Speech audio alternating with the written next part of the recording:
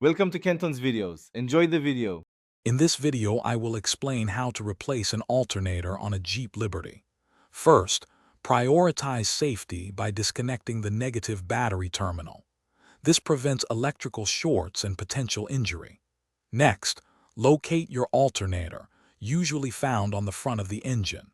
Gather all your tools, including various wrenches and a serpentine belt tool, before you begin.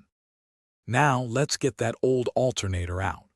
Use a 15mm socket and a breaker bar to release the tension on the serpentine belt.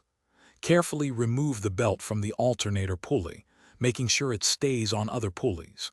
Then, disconnect all electrical connections and unbolt the alternator from its mounting brackets.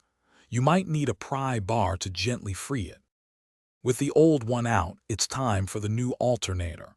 Carefully position it into place and hand tighten the mounting bolts first. Reconnect all the electrical wiring, ensuring each connection is secure and properly seated.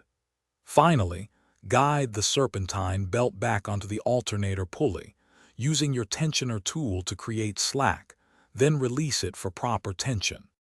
Before you finish up, take a moment to double-check every connection and ensure no tools are left in the engine bay. Reconnect the negative battery terminal.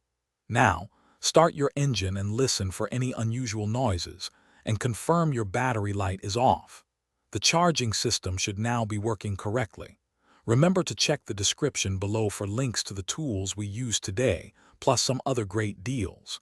And for all you avid readers, there's a special link for the new Kindle Paperwhite, perfect for enjoying your favorite books anywhere.